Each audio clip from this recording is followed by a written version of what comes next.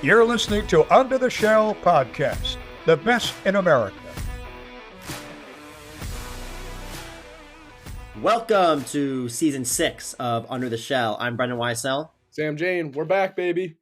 And Michael Howes. And to kick off Season 6, we had on Maryland wrestling coach Alex Clemsen. Of course, the wrestling team a couple weeks ago had that massive ranked win over Michigan, and Coach Clemsen talks to us all about it.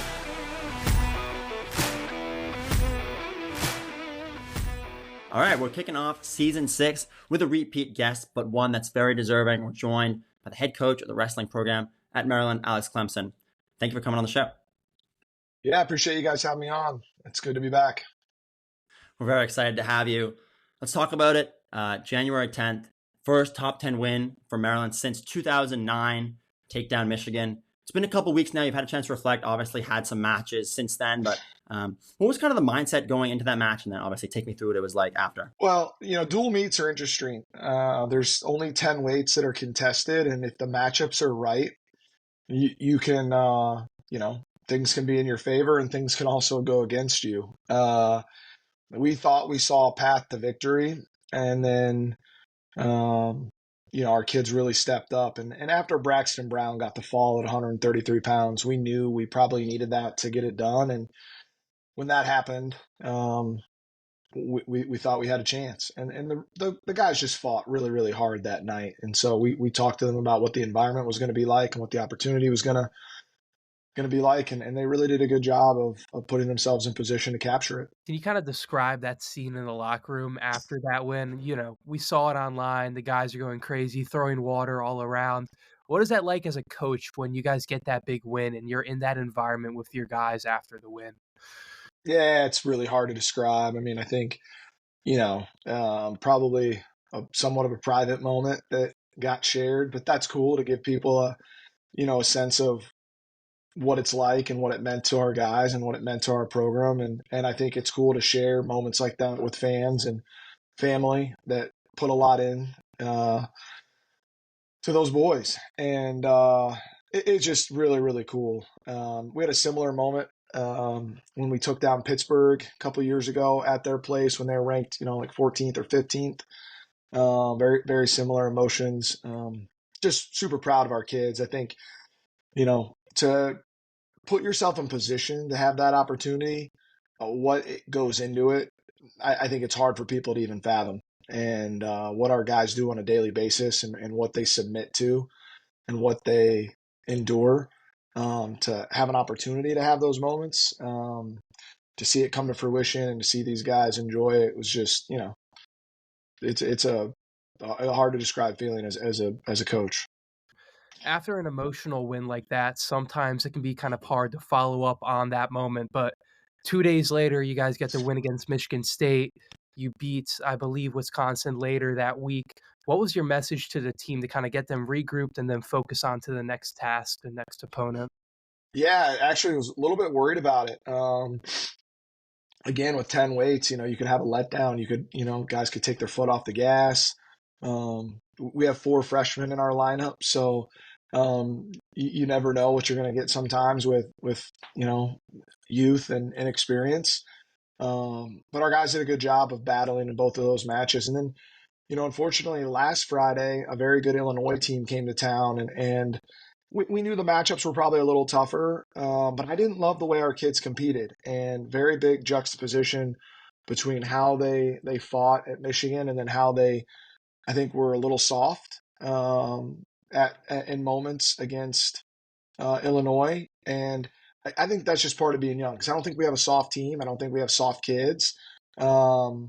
But I think maybe not understanding what was required or what was necessary, last Friday night was disappointing.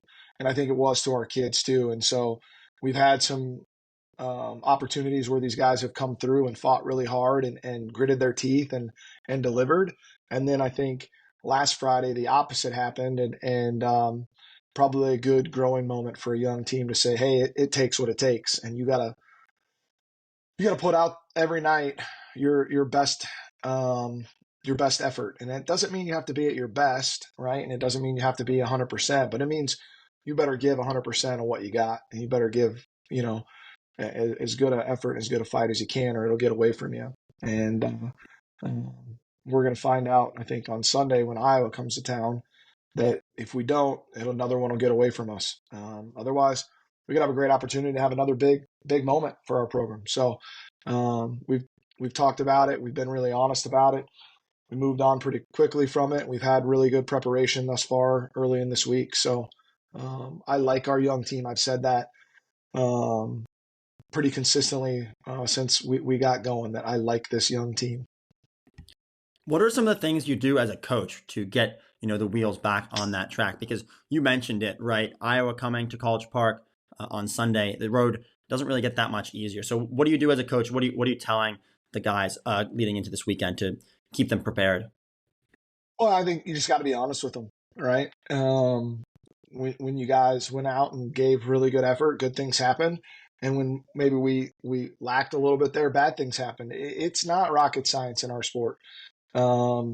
If you don't give maximum effort, you're going to have a hard time winning in our league. So even when you give maximum effort, sometimes you're up against guys that are some of the best guys in the world. So, at least give yourself a chance to have your best performance, no matter what that means from a scoreboard perspective. I think our kids were probably, if they're being honest with themselves, if you ask them, they probably weren't, some of them weren't super proud of how they presented themselves and fought for themselves and our program. So they got a great opportunity on Sunday, though, to, like you said, step up and have an even better team come to town. That's not a knock on Illinois. It's just credit to Iowa. They're ranked second for a reason. And it's a great opportunity for our kids to get right back on the horse and see if they can repeat a good performance. And we never, just so you guys know, I think for fans out there, everybody listening,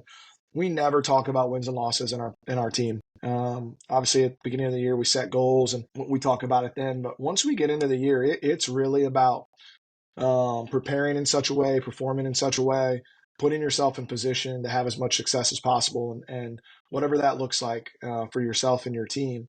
But really, putting out effort that you, your family, everybody can be proud of. And at the end of the day, that's really all that matters is how do you feel about how you performed? How do you feel about how you're preparing? How do you feel about how you represented yourself in our program? And I just am a big believer that when you do that, you focus on that, good things will happen. The scoreboard will take care of itself. How do you guys, it's easy for us. I think we do this a lot in media and fans do it too, where one win against a ranked team, you tend to quantify that as like, oh, this is a big step for the program, or, oh, this means so much, momentum shifter. But I feel like a lot of times, and I'm not saying this story, I'm just asking from a coach's perspective, those wins almost are blown up more on the outside than they are on the inside. How much does that, like a win like the one against Michigan, actually matter? And how much do you think it really translates over into like program momentum per se? That's a great question. I think for us, it does matter at this point. The genesis of our program, where it was prior to Clemsen and company coming to College Park, and then getting off to a little bit of a slow start with COVID and just having a weird couple of years there where our sport was really affected from a scheduling standpoint and not allowing our guys to prepare. It just, it's just, it's the fact of the world of where we live and what people could do in Lincoln, Nebraska was a lot different than what people could do in College Park, Maryland. It just, that's the facts of life. So I think some of our progress is probably delayed a little bit because of that. So having some of these moments, I think, are good markers to show people that, we had a vision, we created a process, we've stuck to it, and now it's starting to develop. I think it's probably more important for people outside the program, for fans, alumni, donors, future recruits, our administration, right? To see the growth and to see our kids start to come together and deliver on some of what we said they would. I think for our guys in the room every day, we've got a pretty good core of kids that know what they want in the sport and know how they feel about the sport. I think they're proud of what they've done so far, but they're also hungry for a lot more. And so probably a little validation for them too, or a box to check to say, hey, this is part of what we said we were going to do. This is in line with what we envisioned this looking like. So I don't ever think one win or one loss should be program defining. But I do think they can be program marking. And right now, I think our trajectory is headed in a good place. When we spoke to you last, you talked about how when you were hired by Damon Evans, you had talked to him and said, like, we need some time to get this program exactly where you want it to be. You just kind of talked about it. But going forward, obviously, you've probably checked off a lot of those things you were hoping to accomplish. Going forward, looking to the future, in terms of building a program, what are some of the things you are now some of the things in the future you're trying to check off? What are some of the future goals? Yeah, I mean, I think we'd like to, be in the top half of the Big Ten. Obviously, I think our ultimate goals are higher than that, but, we started a distant 14th, right, out of 14. And last year we were 9th in dual meets and 10th at the tournament, and really probably the 9th best team of the tournament. There's some wonky scoring there at the end that benefited a program. It's just super rare. Nothing you can do about it. So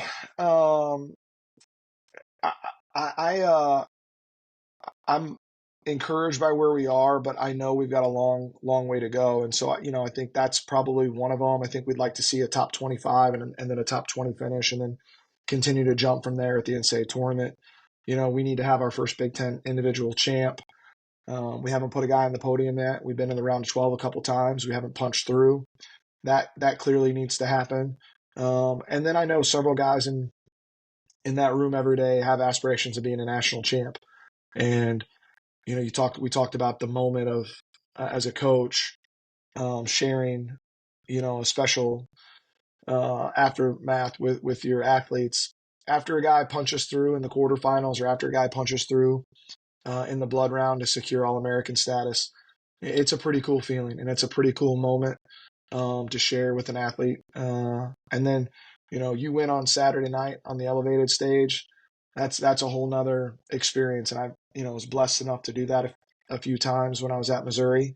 And I think we have kids that are capable of it here. Somebody's got to be the first. And I think that's always the hardest.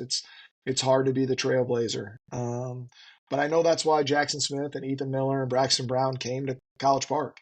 They all want to be the first, and I think that motivates them, and there's a healthy competition there between them. And Braxton's always saying, I'm the littlest, so and technically I got the first opportunity. So we'll see who gets it done. I hope they all do. I think Mr. Neville's is very close to punching through.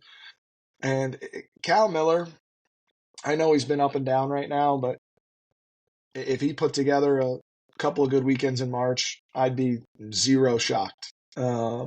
Zero. So we've got several guys, we like to call them bullets. I think we've got several bullets in the chamber that we feel good about. Brendan just asked about the future of the program. I want to ask a little bit about the future of collegiate sports, kind of wrestling as a whole, especially in this new NIL and now the revenue sharing era, with especially recently Maryland saying that they'd commit the majority of that $20.5 million to football, men's basketball, women's basketball. With these rules and regulations now in place, kind of where do you think the future of non-revenue sports in college, especially wrestling, kind of lies? That's a great question. I don't know. I don't have a crystal ball.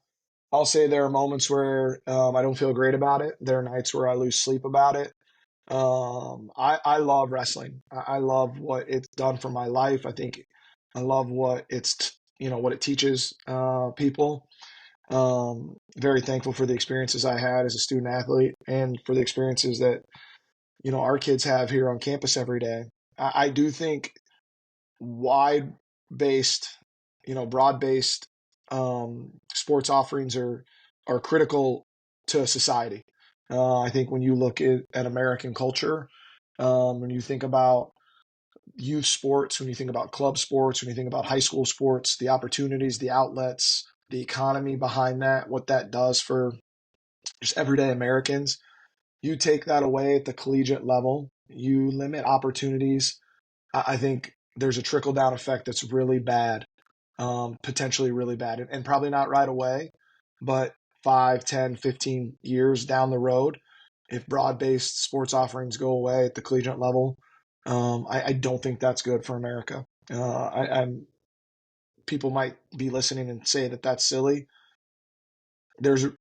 It's not good. Just athletics for human beings are good. Being on a team, learning to work together is good. Challenging yourself physically, mentally, emotionally is good. The fewer athletic opportunities there are, the fewer times I think that happens. That's not good for our society. I think Mr. Evans is really committed to a broad-based sport program at Maryland. He's not doing anything different than most of the Power Four is doing, right? And rightfully so. Football, they pay the bills, and so does men's basketball. And I think if Brenda was probably on, she'd probably say that she feels the same way. I don't think anybody should kid themselves and think that the backup 133 pounder should get a piece of the revenue share equally that the star quarterback gets. I don't want to speak for other teams or other coaches and how they feel, but I think that's pretty much the sentiment in and around our athletics program. And I think if people are being honest, it should be the sentiment around college athletics. But that doesn't mean that there isn't a piece of the pie left over to have kids in other programs have an opportunity to earn money through revenue share, earn money through NIL. And I think you're going to see that at Maryland. I know Mr. Evans is investing in several Olympic sports, non-revenue sports, from a profit sharing, from a revenue share model. Our piece of the pie is just smaller. And you see that in society, right? Guys that make a software code or start a company or can hit a baseball 500 feet, right? Make more money than people who don't have those skills, right? High school teacher, or college wrestling coach, right? That's just capitalism. And I think I'm fine with it. I think most people in college athletics understand it. So I do think we got to get our heads wrapped around what it looks like moving forward. I think we need to get a real handle on NIL. I know through the House settlement, there's supposed to be some pretty clear parameters and a clearinghouse that has to approve every deal over a certain amount, and that's going to be handled by a third-party entity for all institutions that opt into the House settlement.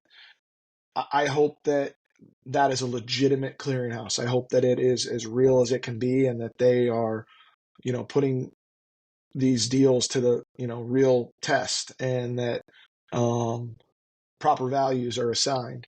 You're never going to stop the bag man, right? I was at Missouri with SEC football before NIL existed.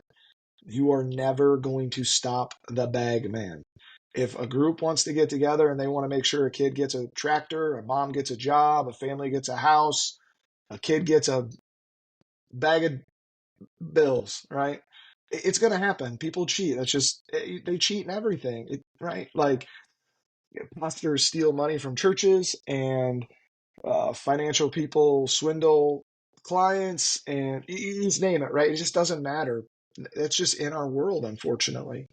And so I can't worry about that. Everybody else can't worry about that. You just you do your best to adapt with the times and lead young people in the right way, and show up every day and do your job to the best of your ability, and try to help these young people grow and learn and continue to have fun with their sport, and hopefully win some championships. And it'll be what it is. I think non-revenue sports need to, be smart. We need to be diligent. We need to think about, how do we add value? How do we help our communities? How do we distinguish ourselves? What are some things that we can do to separate?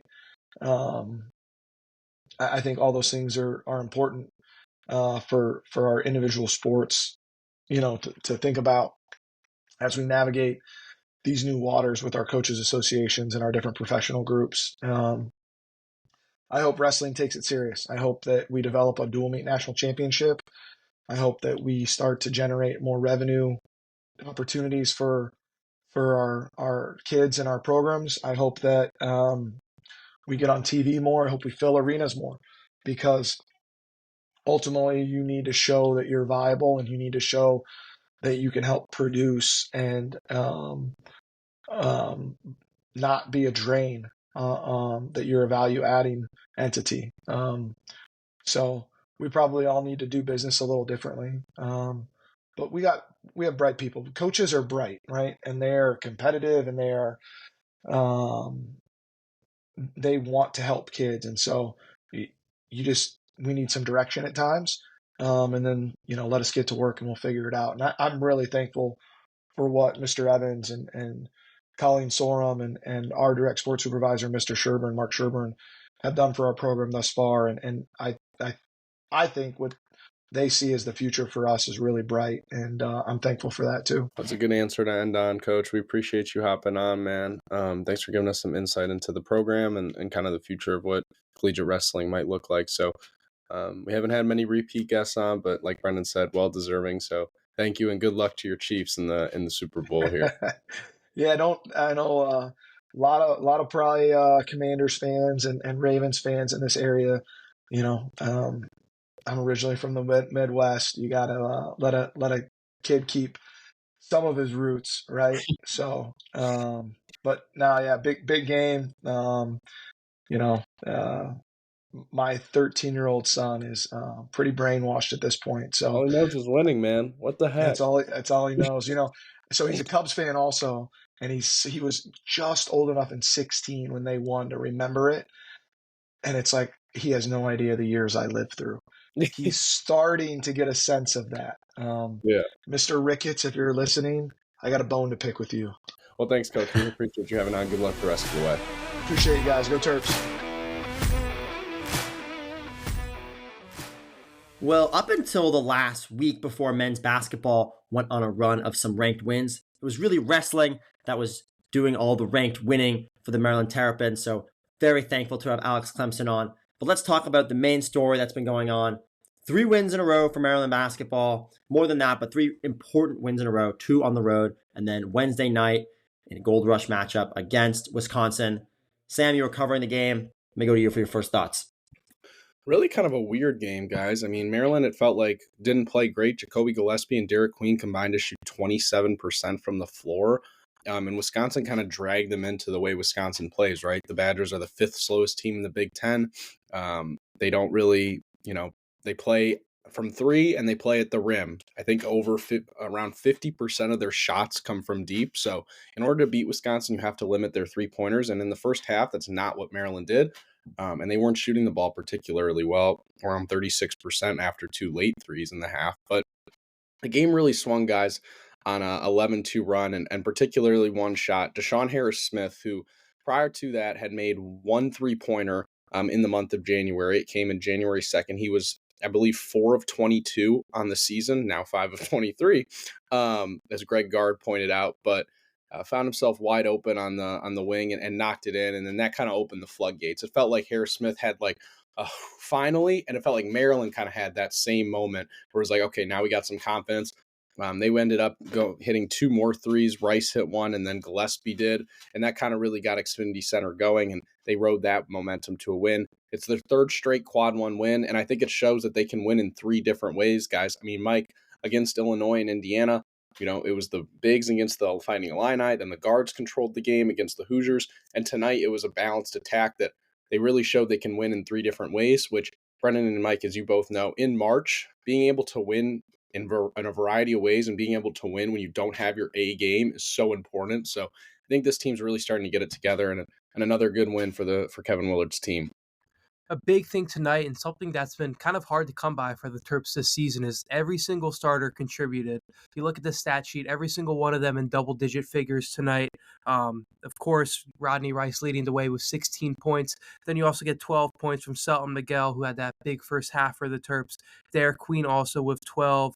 Gillespie as well with 16, tying with Rice. And then not much from the bench, but other than Gapari and Harris Smith, of course, he had that big three, like you said. There was really a lot of impact from the starters tonight, and I think that was pretty positive. Another thing I want to note is that something that's been hard to come by for the Terps this season is staying composed when games get tight, especially late in games. A couple games over break, you had that Northwestern game, you had that Washington game, that Oregon game. Terps had leads in the second half and at overtime. It was tight in those games, but it seemed like whenever it got tight, whenever it got down to the wire, the Terps couldn't stay composed. It always seemed to come out of their hands. Tonight, it got tight multiple moments in the second half. It seemed like Wisconsin was inching back into the game. It seemed like they were cutting down on the Terps' lead, and the Terps came back, and they showed that they were able to stay composed in those moments.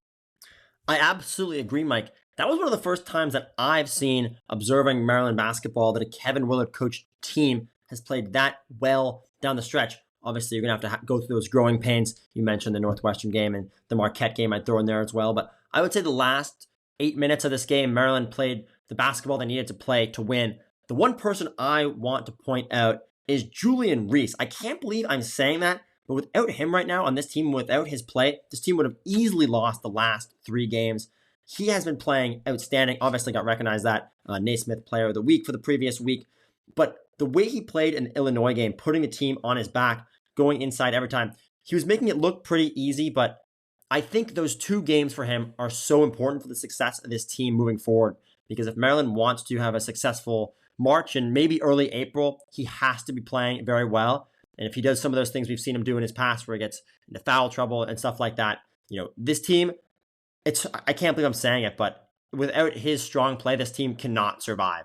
And he's looked very, very, very solid in the past 3 games. He's playing like a Big Ten all Big Ten player. I think that this is something that you have to look at Reese and say that he's easily putting together his best season, and I think they've needed it, as you talked about, Brennan. And Mike, to your point about the starters, I mean, at this point, I don't think we can really expect much from Maryland's bench, right? They're averaging around 4 points a game from the Pine unit. It's basically going to come down to the 5 starters. Gapari and Jay Young will be able to play minutes, but are you going to be able to get scoring from them? No. So you have to get the scoring from the 5 starters, and a game like tonight is kind of how it's going to have to happen, especially if Queen and Gillespie aren't playing well. So that's kind of the recipe, I think, to look forward. And looking forward for the Terps, they're now sitting at 7-4 in the conference. Jump Wisconsin, which was a big deal. I think they now rest it in the fourth place in the Big Ten, which is a big step for Maryland if they could get the double bye in the Big Ten tournament. And they have a little bit of a break here coming up. Kevin Willard's talked about how hard he expected January to be, and they've gotten through it. I mean, I think better than you probably expected, especially after the start. So now they get kind of a comfy stretch here. They get Rutgers coming to Maryland next Sunday. Then we'll obviously talk about those, but Nebraska and Iowa. If you can go 3-0 and then USC even looking further ahead before that Michigan State game at the end of February, that's a pretty good looking resume there for the Terps. Yeah, the big game is next Thursday, though. Maryland facing off at Ohio State. Obviously, when Ohio State came to Maryland, that was a massive blowout. Mike, do you think the performance that Maryland had in early December, first game of Big Ten play, it's obviously been it's going to be pretty much 2 months since that game.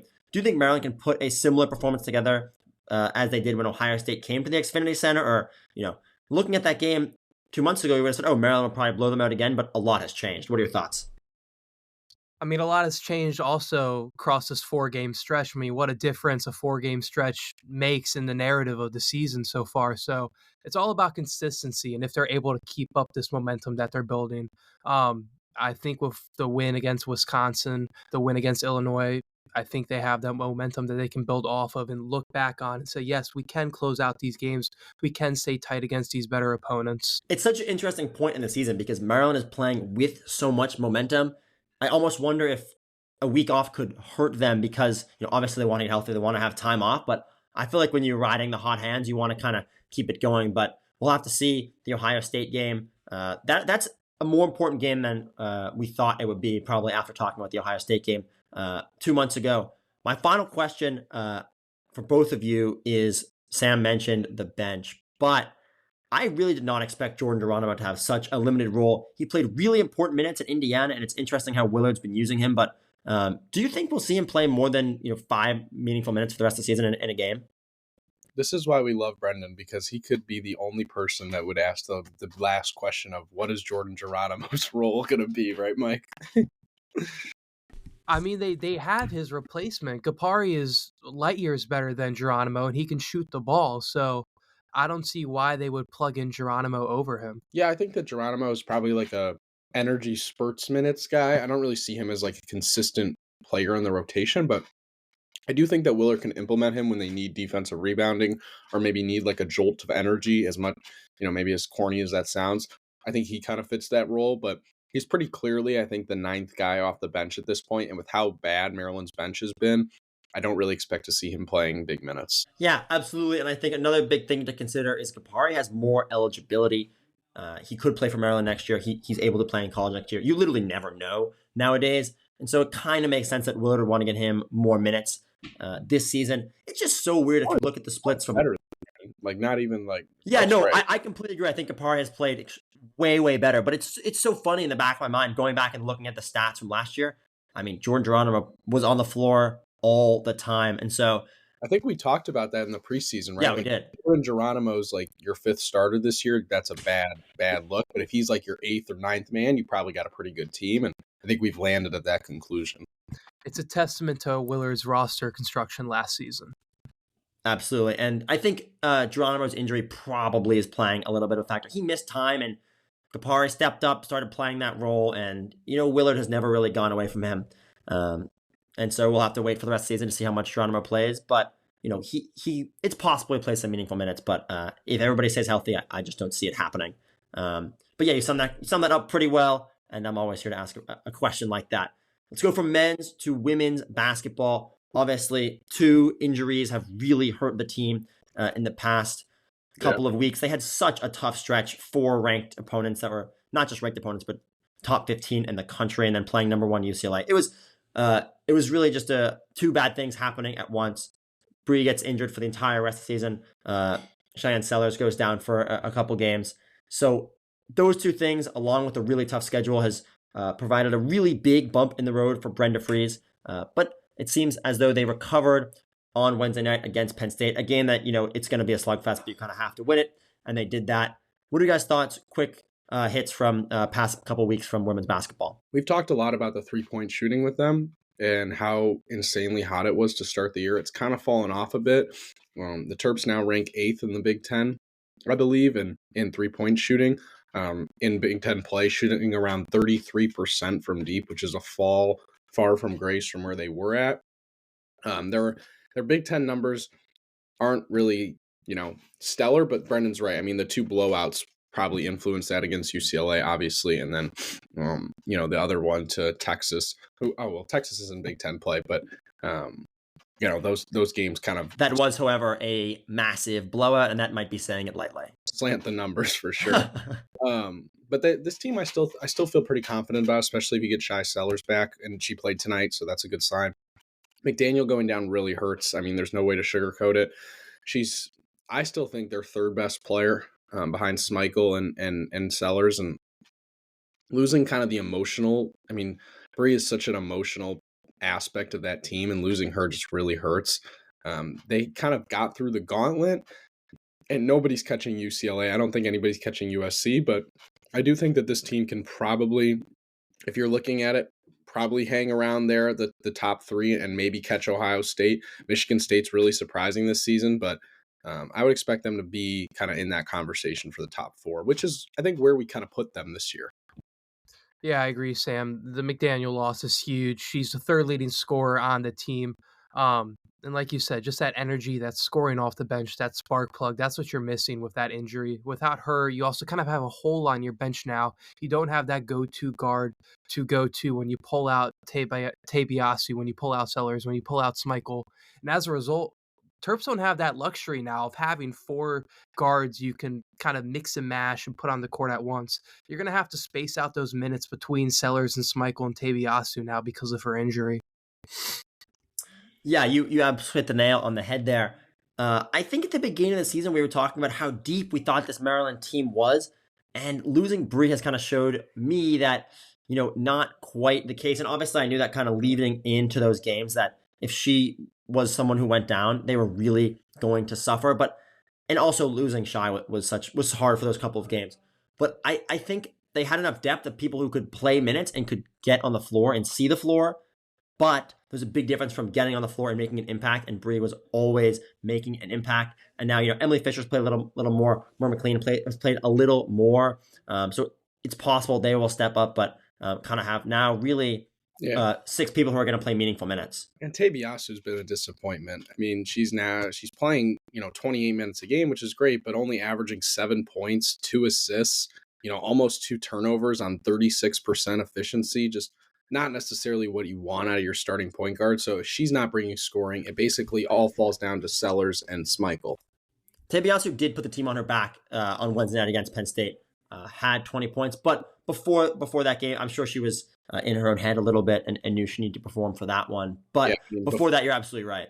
Before Penn, she's starting to stretch it together a little bit.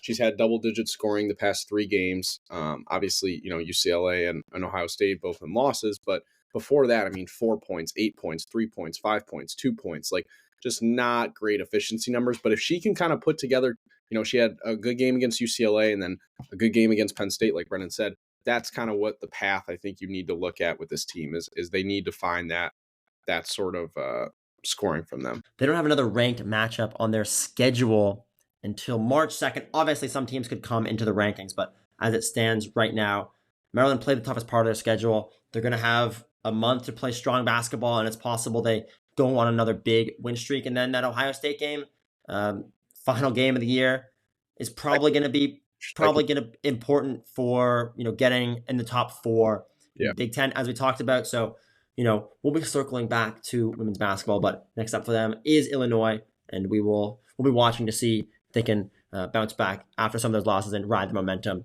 from the Penn State game. Now let's flip the gear. Let's get off of basketball.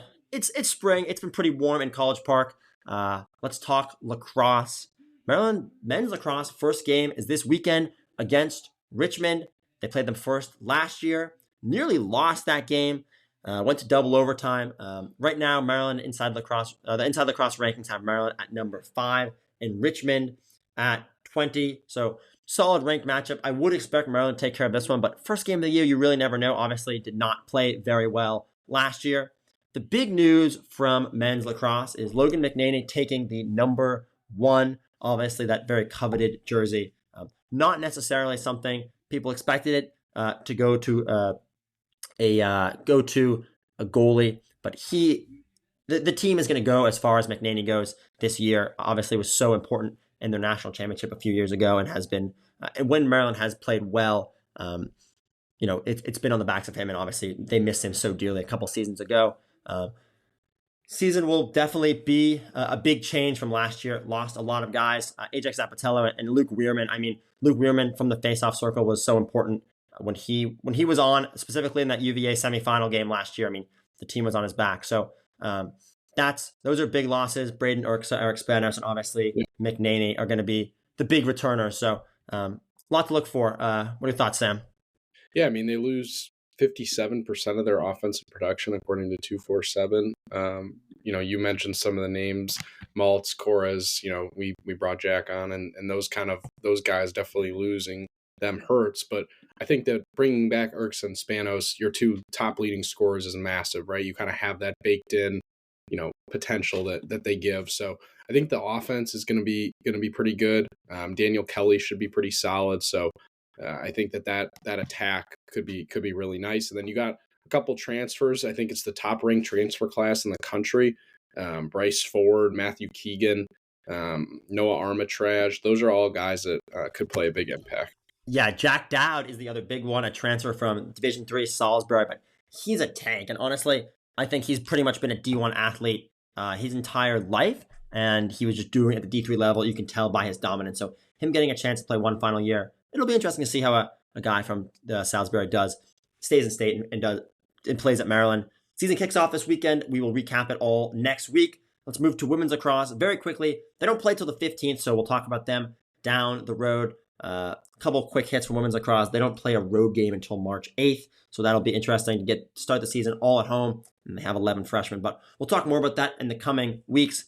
as far for baseball and softball. We have a great baseball guest next week to help preview the season. So we'll save that for then. And then the wrestling recap, we did it with Alex Clemsen. He broke it down for us. Super important ranked win for them.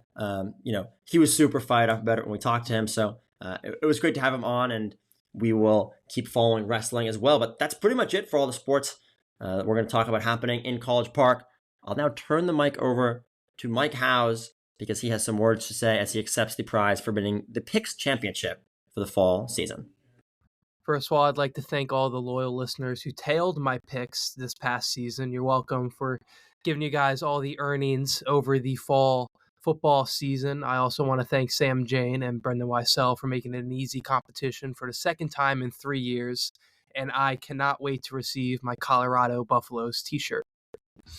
Get this guy out of here. Get him out of here. I don't know if I can handle Mike walking around my house in a Buff shirt. So, Brendan, you're going to have to kind of wipe that from my brain with Terrific Terp. I'll try my best. And Sam, I can guarantee you that I will win next year in picks. And so we won't have to talk about any of this. And maybe I'll get a Buff shirt myself. Something that's not happening in 2025 is that. Well, I appreciate your confidence in me, as I've probably had a less than 30% win rate in picks. Who cares? Let's do Terrific Terp.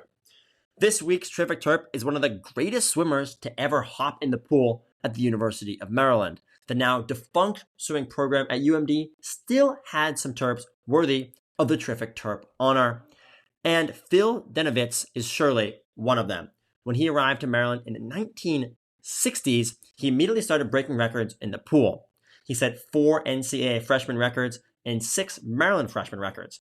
As a freshman at Maryland, he tied the NCAA short course record in the 50-yard freestyle. That was at 21 seconds flat, and he did that in Cole Fieldhouse. In 1964, he earned one of his favorite honors, making his way into the 73rd of 76 pages, way in the back of the Sports Illustrated magazine. I guess they must have been a big deal back then. In 1964 and 1965, he earned All-American honors and was 0.01 seconds away from winning a national title. He took runner-up instead. Those were all the same years, 1964 and 1965, that Maryland took home the ACC championship. After his time at Maryland, he taught physical education in Baltimore County, including a stint as athletic director at Milford Mill. Denkowitz met his wife, Ann, at Loch Raven Academy, which is a middle school. They met there, but they didn't start dating until a polar plunge. It was held to benefit the Special Olympics, and it took place in 1997 at the Chesapeake Bay. As the story goes, the two fell in love as soon as they came out of the water. That plunge was in February, and the two were married by October. With all that being said, his swimming success and his cool story of meeting his wife, Phil Denkowitz, takes home the first Terrific Terp of 2025. Damn. Always great when you can get a love story out of What Terrific Terp. a true love story. That might be the first one. I mentioned people's like wives meeting at Maryland, but that's an awesome story. Polar plunge. I don't Romantic. think I've heard of that one before, where love starts. Mike, don't worry. You're going to find your future wife in a polar plunge. All right. You'll be like Phil. Yeah, be like Phil, and if Mike's going to find his future wife at a polar plunge, you can find all your best Terps content at Under the Shell. We're on Apple, Spotify, YouTube, all the places you get your content. I love to self-promote based off Michael Howes, so that's always great. You can catch all of us every week, see our clips on social media, and from all of us, we're really excited to be back. Can't wait for you all to listen, so thank you, and have a good rest of your night. Guess what? You've got Under the Shell podcast. Nobody does it better.